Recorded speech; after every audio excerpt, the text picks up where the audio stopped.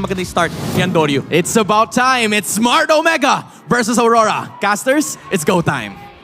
Simulan na natin ang bakbakan para sa ating star Welcome match to ng Mobile week Legends. number 2, Smart Omega versus Aurora. Kaabang-abang kung paano nga ba talaga ang magiging palitan nitong ating dalawang teams. So sa mga nag-watch party, sa mga streamers natin dyan, eto na to. Ito na yan. Bakbakan na akong bakbakan. Again, naging mainit ang usapin mula kay Cap Mamba at dito sa kay The Hitman. And yan ang ating aabangan ngayon kasi, again, pang-8 unique hero na ito ni Chaka. Diba, itong Joehead na to, remember, ito yung maganda sa identity na pinapamalas ngayon ni Chuck Noel. Kahit ano, versatility ang ibibigay ng Smart Omega. Oh, parang unpredictable din kung ano yung mga gagamitin niyang hero. So pagdating sa draft, parang hindi mo malalaman kung ano nga ba talaga yung ibibigay sa kanya dito ng kanyang mga coaches. So ano man muna ngayon restricted na sabihin na nating areas muna ang pinupuntahan ng mga players sa Sacred Hammer na nga doon. Pero pagpapasok ni Curvers talaga para dito kay Edward na nakikita na nga natin na talaga nagbubugbugan agad. Kamunti ka na rin si Andoryu nung moment na yun. Okay, buhay pa rin si... Uy, lumalapit pa si Andoryu at ngayon lang actually natin nakita na may labanan muli gamit itong isang Fredrin laban sa isang assassin. Kasi right after ng mga patches, right after ng mga changes, may nagkakaroon na ng discussion gagana pa ba ang mga tank jungle, di ba? Oh, pero parang may moment yata na nagamit siya recently sa isang international tournament. Pero depende siguro kung paano mag-execution dito ng Omega. Siguro safe to say na majority ng kanilang damage ay manggagaling kay Jom, probably kay Okir na din. At ito na, final slash, nagkakamalitan na naman agad. Hindi na makakatakas pa. Okay with a kill. Tinanat kung tutuloy pa. Hagis! Napakaganda namang ejector doon. At mapatay pa nga si Demon Knight. Napakalinis ng ginagawa ngayon ng Smart Omega. Sisili pa si Edward, magbabakasakali.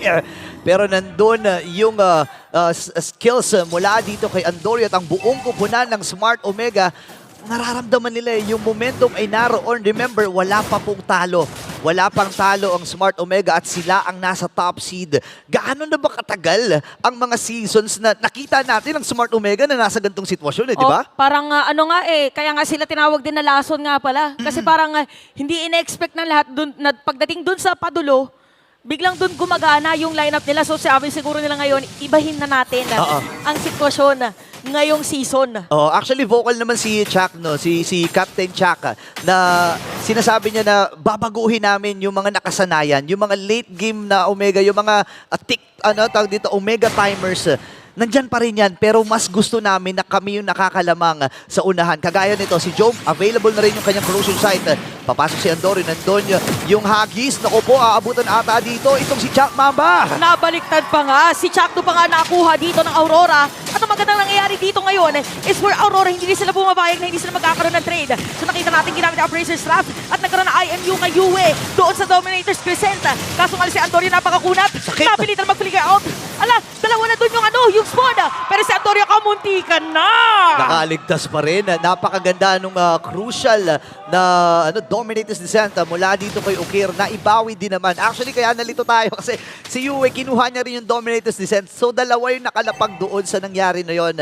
2-2 ang ating score. 4-minute mark para sa laban na ito.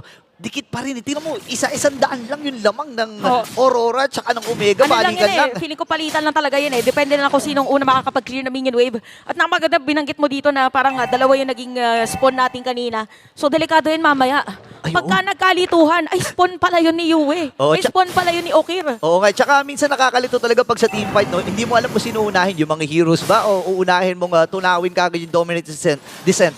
Kasi minsan parang hindi mo napapansinin yan pero hindi mo namamalayan na masakit pala di ba? Oo, sobrang sakit na hindi mo na mapigilan na umalis doon Renegade. sa pwesto na yun. Final slash na naman, hindi mo ganun makukuha nila. Ay! Habang nangyayari yun, itutuloy pa. Meron vengeance kay Ryota. Kaya makaka-atras ngayon. Ang ilan sa mga players ng Aurora. Meron pa pang zone out doon. Meron naman na ejector na kuha pa. Si Renegade.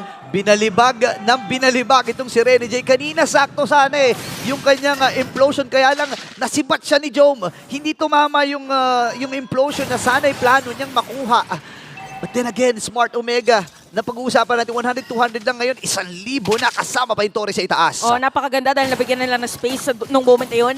Si Joma, tsaka parang very consistent pala sila pumupunta dito sa purple buff ni Demon. Kahit parang ito muna yung unang objective nila. Mare-reset doon yung purple buff. Mawala ng buhay dito si Andorio at hahabuli pa nga. Demon kahit may bawi na naman. Ginamit yung placing doon pero medyo kulang pa doon sa damage yung hero ni Domeng. Okay, so ngayon ay nakabawi din naman ng Aurora sa naging team fight na yon. Again, Andorio, kumbaga kung iisipin mo, hindi naman si Andorio ang pinakakailangan target dito, kundi si Jom. At sinisimulan na nga ng Aurora. Sabi dito ni The Hitman, sige, kailangan mo ng tulong ko. Sige, unahin natin at kailangan natin puruhan itong si Jom. Kailangan problema, napapabayaan din si Atoy. Remember, may damage din yan. May damage din po ang isang Arlot. Tsaka lagi din siya sumasama sa team fight. Pero kanina nung pinakita yung mga items natin, lamang pala si Demon kahit laban dito kay Andorio pagdating sa gold. So masasabi natin na nauuna din talaga doon sa mga pagkuha ng nagkapaligiran, nagkataligiran. Pero nakamag-figure out si Yue, napakaganda pagpasok doon ng kanyang spear hammer. And for that, Andorio with a kill. Uy! Si Andorio kamuntika na naman. At hindi na nila itutuloy yung lawan. Napaka-intense tong pwestong yun. Buhay-buhay, hindi ka pa nga tumama yung appraisal shot, pero na-force naman yung mga flicker. Walang mga flickers dito ang Aurora dahil doon sa naging team fight na yon. Again, may mga napo-force na spells and yun yung kagustuhan ng Smart Omega, no? And ang maganda naman para sa lineup dito ng Smart Omega, ang daming crowd control kasi ng Aurora. So nirespeto nila, dalawang Purify ang kanilang binigay dito, si Jom at si Ukir. And remember na, wala pang death itong si Jom. And sinasabi ko nga kanina na kailangan ito yung puruhan nila. Tingnan mo, hindi na nila namalayan, nag-change na rin, nag-switch na rin ng possession dito or ng lane dito at successfully matatake down yung Torres sa ibaba. Tsaka parang gumagawa ng ibang play ngayon ng Omega, yung sinasabi nating Spear Hammer. Parang sinispear nila yung Sacred Hammer ni Ren J anytime. So turtle ngayon, kanina mapupunta kay Andorio pa rin at nagkatalunan na ang mga players natin ngayon. Ginamit na naman dito ni Edward, killing spree na para sa kanya. Si Ryota, kamunti ka na. Double kill para dito kay Edward and Yue with the kill. May bawi ngayon ang Aurora. Saktong-sakto yung implosion na naibitaw ni Rene J. Kanina pa kasi siya tinutulak at binabato-bato. So sabi ni Rene J, ito na ang pagkakataon ko, sumakto na. At nakahuli siya ng dalawa ngayon. Itutuloy na kagad si Domeng. Ito yung sinasabi natin at pinag-uusapan na gold laner. Sabi nga nila, the next standard daw. Pero mamaya natin pag-usapan niya kasi yung Infinix Instant Replay ay talagang nakatutok doon sa implosion. Dalawa na huli doon mula dito sa Smart Omega. Oo, tapos parang hinatid talaga ni Rene J sa moment na yun dun sa spawn. So parang napalagkit pa dito at hindi na nakaalis pa ang mga players ng Omega. So parang story ng laban natin ngayon is parang grabe yung shifting. So mga ilang segundo lamang si Aurora. Pag nakasagot yung Omega, sila naman yung lamang. So ibig sabihin yan, pantay yung laban natin. Parehas lamang. Parehas lamang. Tama, pantay ka. Parehas din lugi, if ever. Pero si Domeng, isipin mo, 4 na players na Omega. Sabi niya, sisirain ko na lang muna. At pipigilan pa nga si Edward dito. Meron na namang implosion dun sa may likod. Pero magkakahiwa-hiwalay ang mga players dito. Pero napakakunat lang din naman. Aalis muna. Isipin mo yun, nagamit mo na nga yung mga skills. Pero alam nila yung salitang disiplina. Disiplina lang talaga. Again, isa yan sa mga Infinix keys to victory na magkabilang kuponan na to. Yung vision at ang possession na nakikita natin ngayon ay pinapamalas ng Aurora at Smart Omega. At ngayon, in terms of the items, Demon Hunter Sword para dito kay Domeng. And going for, I think, ano na siya dito, Golden Staff para kompleto na yung item, Trinity item na tinatawag nga natin, di ba? Oo, kailangan na talaga yan. Later on. And, oo nga, kompleto na pala. Pakompleto na eh, no? Oo, tas kay Jom, ang kompleto na. So, kung almost na para kay Domeng, kay Jom dito, nandun na yung wala mga items na kailangan niya. Hindi kasi nagsapato si Jom eh. No? Nakayapak lang. Nakayapak lang itong si Jom. Hindi kasi, pa inaaya eh. Hindi mo naman kasi kailangan bumili ng sapato, sabi ni Jom eh. Unang-una, may Spear of Destruction ako. Any moment, pwede akong sumama doon sa mga team fight na gagawin. And maganda ito kasi again, nakapondo na kagad. Available na rin naman para dito kay Domeng. And ngayon na yung Lord ay sinisimulan ng Aurora. Oo, narinig na rin yan. Kailangan dito may taga-front for Aurora dahil assassin nga naman ang gamit dito ni Demon Kite. By the way, si Yui pala ay at 205. Halos ganun din kay Okir. Hindi pa sila nabibigyan dito sa ating laban. Grabe, dikit na dikit talaga no, itong laban na ito. Again, hindi ako nagtataka kung bakit ito ang star match ng week number 2. Ngayon si Jack Mamba, si Cap Jack, naghahanap din ng way para sa mga huli niya, sa mga ejector plays niya. Pero ang ginagawa nila, nilalagay nila sa mga isolated place dito si Jome. Diyan ka lang muna sa off lane, no, para Pigilan mo dun yung sa kamay Lord. mo. Pigilan mo. Oy, meron conceal. Kailangan si Edward pumasok doon. Implosion. Napakaganda paggamit doon na implosion. Pero habang nangyayari yun, lumibat na yung robot. Si Chuck na nakuha pa ka. At si Andorio patay na rin. Demon kahit makakakuha niyan. Pwede ituloy ngayon. Yung sinasabi natin, hindi pa nakukuha. Double kill para kay Yue. Oh no, 3 ang babagsak. Pagkakataon nata to sa Aurora. Pagkakataon ng Aurora na kunin itong Lord na ito. Naku, nakapagsabayan kay Yue. Ang sakit at naramdaman din niya to. Kaya lang ang problema, wala silang referee holder. 2 lang ang natitira dito at ibibigay na muna nila ang Lord. At unti-unti na nga lumalaki pa ang kalamangan dito ng Aurora. Napakaganda ng kanilang positioning nung moment na yun kasi si Chuck no nahiwalay eh. Parang napunta siya dun sa may gitnang bush or sa river ng gitna na river. Middle river. Middle River. Side. Okay, tama. Basta yun. Yun na yun. Kasi nga, sabi ng Aurora, nailagay kasi yan sa Infinix Keys to victory namin. Kailangan namin mapamamba out. Ayan. Itong si Chuck Mamba, no? And naganap nga yun kanina. And obviously, nakakalamang na dito ang Aurora. Kailangan dumipensa muna ng Smart Omega. Pero dun sa may kilid, si Renegade nag-aabang ng pagkakataon. Yung Lord ay naka-dive na rin. Pasok ngayon dito ang Aurora. Successfully may take down. Pero mababasag din nila successfully yung Torres gitna. Yun yung kinagandahan din ng spawn, no? Pwede mo talagang gamitin na pang-secure na lang ng turrets doon sa other team. So, tingnan natin na dahil nasira na lahat ng second tier turret ng side ng Omega.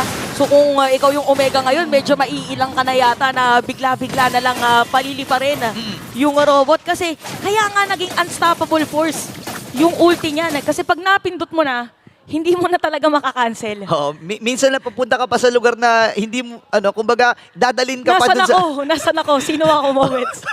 Minsan kasi dadalin ka niyan, sa tropa, no? Kunyari, nabitawan yung unstoppable force, tapos marami Ito, pa lang ito, nagtatago ito. dun sa may damuhan. Tapos parang nagiging napapasama pa dito si Chuck Mamba, no? And again, ito yung maganda na pinapamalas ngayon ng Aurora, no? Hawak nila yung lead, hawak nila yung mapa, at wala na rin kasi mga torre sa gitna eh. So, medyo torn ang Smart Omega na lumabas doon sa kanilang base. At least, hindi nila kiniklear yung mga minions. Parang nga naman mabagal yung paggalaw. At makuha ni Jome yung mga items na gusto niya.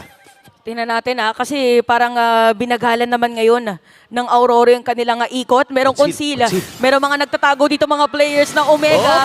Pero nakita dito ng Aurora. Sila naman. Parang ito na naman yata yung implosion play na sinasabi natin kay Renegade. Inihatid sa mga kakampi. Unstoppable na nga dito ang side ng Aurora. At pag sinabi, ano nga ba talaga? Anong klaseng man na ba ngayon si Renegade? Parang magpakailanman yata. Kasi kahit anong gawin at gamitin na hero, kaya niyang paganahin. Kaya talaga yung Ready Jake. Wala na rin siya dito kay Implosion pero ito na yung pagsugod ng Aurora. Habang Smart Omega nakadepensa lang, nagamit na rin yung Primal Rat. Successful ang pagdepensa. Pero gusto ko yung labanan na nakikita natin dito, no? Cap Mamba versus the Hitman. Palitan sila ng set. Tama nga yung sinasabi ni Chuck. Gusto niya lang palitan ng set. Pagalingan daw mag-set Pagalingan mag-set. Pero this game, parang nakakalamang si Rene J, Oo, parang hindi nasasalisahan niya si Chuck. No, tsaka ang ganda naman na doon ng body language ng Aurora kanina kasi, di ba normally pag nakakita ka ng naka-conceal, aalis Atras, Oo, doon tumayo lang sila. Ibig sabihin, alam nila na hindi alam ng Omega na nandun sila sa mga parting yun ng mapa. Naku, hindi ko na rin alam kung ano ng mga Oo, nangyayari dito. pag mga ganyan, kailangan mo talagang minsan magpanggap na damo. Tama, di ba? And, Ayan, kagaya ng pwesto ni Rene J. si Rene J, nagpapanggap na damo. Okay, malamok dyan, Rene J. Oo. Ingat ka dyan. Oh, si Edward pumasok na, Oo, parang nakita na natin to kanina. Si Ryota na naman. Sa likod. Ang nakuha nila. At nagmalatrip to Jerusalem si Rene J para ma-zone out si Andorio doon sa moment na yun. Oh, no. At yung Lord tinutuloy pa rin. Spear of Destruction, may dadating ba? Si Jom! Big J is here. Pero naabangan na yung mga players dito. Ay! Big J is down. Sa kamay din ng Demon Kite. Shutdown kay Yue. Pero yun nga lang, makukuha pa rin ng Aurora dito yung Lord. Okay, 15 seconds para kay Atoy R. Yung Lord ay mabubuhay pa naman 15 minutes and 14 seconds. Mahaba-habang window pa ito. Aabot si Atoy R, aabot si Jome. At ngayon, kompleto si Ricardos na. Itong si Doming na hindi pa rin namamatay hanggang ngayon. Oo nga, no? Tsaka yung mga ano kasi dito eh. Kung ganun kalawak din yung nasasakop ng implosion ni Rene J, nagiging mas madali para dito sa kanilang side. Or lalo na kay Doming na gumamit ng Blazing Duet. So, even si Jome, si Big J, parang hindi pa na natin nakikita yung mga implosive na pwede niyang gawin against Aurora. Kailangan nila kumapit. Hindi available yung Purify dito ni Jome. Any moment, pwede siyang target din dito ng Aurora. At doon na yung Lord sa may bandang gitna at bumira na doon sa may torre. At ngayon, kakapit muna ang Smart Omega. Ang puso ng barangay, kinakatok na yung barangay hall. Nandun na sa may pintuan. At nasasalubungin nila itong Lord na ito. Pero meron pang second wave ng mga minions na kasama ito. 8K ang lead ng Aurora. Pero si Doming, nagpaparamdam na rin. Masakit na yung mga hits niya. Oo nga eh. Tsaka ano dito, parang kung ikaw naman yung Omega, parang abangan mo, sino ba magsiset up play? Si Edward o si Rene J? Di ba kasi parang nagkakapalitan lang sila. At ito yung mga nakakatakot usually. Binanggit na natin. At nabanggit mo pala kanina, yung Omega timers na tinatawag natin and even yung Moskov, pag umabot sa late game, alam mo na ang damage na pwede niyang ibigay. Yeah, and actually kung titingnan mo rin, no, ang Smart Omega, ready naman sila sa mga late game na fight. No? Pero kasi, kung babalikan natin, ayon sa mga history, ayon sa mga historian, At saka sa mga statistician. sa mga statistician, pag sinabing late game, kulot talaga yan or carry. Uy, wait lang may babanata-nata dito sila. Okay, ginamit na doon yung Winter Crown. Flicker out! At kinabangan pa nga! Edward is down, pero tutuloy pa rin. Ito naman yung Blazing Duet na makikita set up play. Sinabi na nga natin talaga, magpakailanman dito, hindi mababawi. Ang kagalingan ni Rene J sa magkaganda. Pero nga si Jome, minyak na nga para dito kay Demon Kite. Smiling Demon, ladies and gentlemen, ubos ang Smart Omega at narito na nakasilip sila sa barangay at kakatok na nga silang literal. Wala na nga rin dedepensa para dito sa side ng barangay at kinakatok na tao po, andito na ang Aurora!